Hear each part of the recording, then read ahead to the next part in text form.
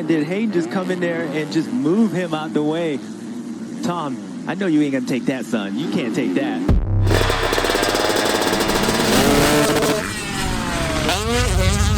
Why, this should be just another practice day at the Yamaha Star Racing.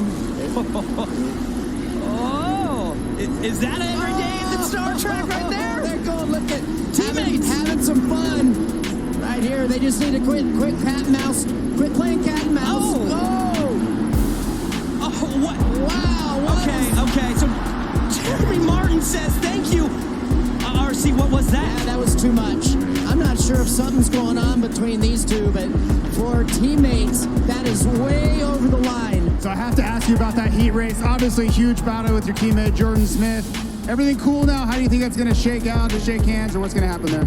Yeah, man, it was a racing incident, and he's my teammate. We're cool, and I'm sorry to make it a little gnarly if you guys think that, but I'm just out there having fun, and Robin's racing, so let's go, baby. Great job, congrats tonight. These two might just have to turn it up. Oh, a little bit offline there for Ferrandis. Caught the bank, went from one side of the track to the other. Jonas hard on the brakes. Back marker comes into play. Oh! Bump and grind. Jonas in hard. Back marker was right there as well. Ferrandis thinking, okay, bad choice, back marker. Jonas came in, slammed, and if the bank wasn't there, it would have been okay. Just what happened at the end there when you touched Ferrandis? I tried to follow him for a few laps, and in the end, I did the same move like he did on me in lap before, and unfortunately, he didn't give up, and he crashed. So I didn't want to, it's a qualifying race. I didn't want to make aggressive pass, but I think I didn't do nothing wrong. I was just there and blocked the line, and that was all. It's tough to make up ground through this sand section. He's looking for the inside move. He goes for it. He's gonna get it. He gets that fourth and final transfer spot. Case is out over the jump, but it doesn't matter. Look at him. He just gets him that inside, pushes Koga right out of the way. What a heartbreak situation for Koga. Excuse me, I'm coming through. I'm going to the main. Look at how hard those whoops are. Oh, and Reed! Reed's going after Anderson. He got it. Oh, man. Here comes Anderson back inside on Reed. Reed's in the nails. And Tom Anderson is stuck at the top of the finish line, John. Bial's going outside. Deegan tries to run it in. They bump. And Deegan runs him wide. Oh, my gosh. Yeah, you're talking about domination, want to stamp. It's on now. Yeah, when I saw Bial move left on that straightaway, I knew it was coming next. Yeah. Deegan's like, okay, I'm going to go all the way to the right. Heat number 2 coming up after the conclusion of this one. Nelson inside. Takes out Freeberg.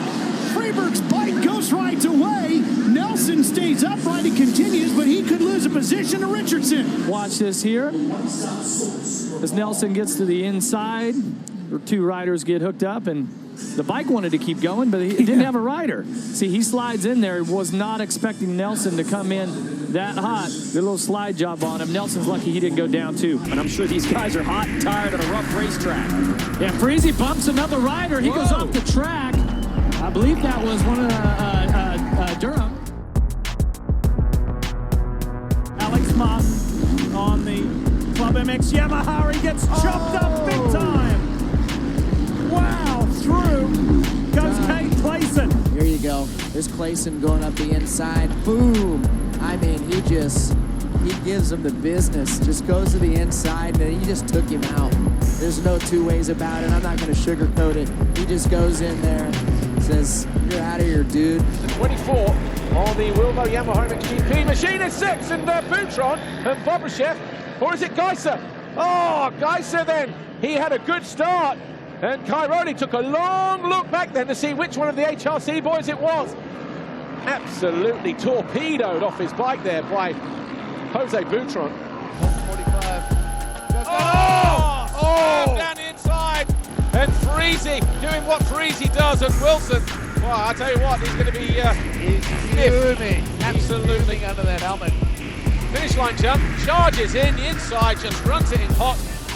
And out he goes. But let me tell you this, Wadsworth was a lapper. You got to stand on those guys like, oh my goodness, that's contact Tierney on the track. Tierney and Fasciati. Tierney comes in and just gives it, and Fasciati gives it to him back in the corner. Oh, a replay, I love it. Here comes Tierney, and this sends Fasciati out into the soft stuff. They look over at each other and drag race in the corner. Fasciati takes him high. If he held the brakes on longer, Tierney would have fell over there. Tends to run up pretty easily. The play is a little stiffer as you see David Huffman sliding inside of Phil Lawrence. Oh, they come together, and Huffman's down. Huffman was the loser in that tangle. As I said at the top of the show, it's more physical than hockey, and you ain't seen nothing yet. There's just a couple seconds off of that. And you got to believe... Oh, down goes Dungey! Kennard pushes him wide. Trey Kennard's fired up. Look how far behind he is off the triple. He makes up 2 bike links, Ricky. Scrubs it right here. Just runs him high. See the top of that berm. See the top of the berm just falls away. You can see right there, he's gone. Didn't leave him any room. That's what I was telling you guys. That was Carlin Gardner. You can see right here, he's going up the inside. Oh, and Entignap goes up the inside. Takes a twofer. Takes them both out. What a beautiful setup by the 16, right? Just really good at that. Oh, look at this. Wow. No love lost right there. Not too sure when they may have come together, but the 53 of Black Bear going in hot on the 16. A lap and a half to go. He's all over Barsha. Inside, takes him wide, there's contact. Barsha gets bumped off. Weimer is going to move by 2. Barsha's got to find a quick and easy, safe place to enter. Here's that pass, Jeff. Aggressive. Clean. Bumps into him. Okay, he got into the side of him. He pushed him wide. That's the type of track. Well, Barsha's not too happy about it. When you land off the triple, you go way to the right side so you can triple this next one. Anderson comes in and takes his line away. And Barsha's pretty lucky that when he hit that tough block, he didn't go down. Coombs and Marty Reed from the Citrus Bowl. What an action we've got now. Here's Phil Lawrence taking on Jimmy Button, their teammates. Larry Brooks is nervous after the last couple of weeks. Button's been very aggressive, and Phil's given him a little taste of it. You got to give Button credit. He is not any prejudicial passer at all. He'll tag anyone. Look that one up in the dictionary. Oh! Look at there. Phil Lawrence.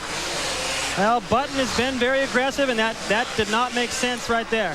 Here it is again. Button goes in. It's kind of what happened to Hughes and Lust. Yes. Same turn. Puts a little elbow into the back of Lawrence, and he does a face plant. It is so deep, and if you get offline here, to go That's what happens. Here comes Ray. Moff goes wide, trying to cut in. Bryce like, I got you, and Moff says, I don't think so. And Moff is a tough guy with a mitt full of throttle.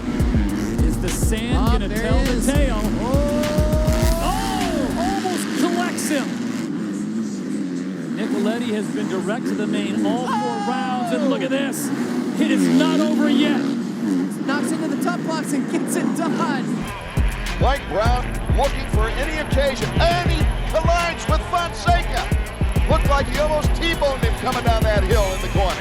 Fonseca went all the way wide. I talked about that a moment ago. He keeps going wide. He knew Brown was there. Watch this, down the inside.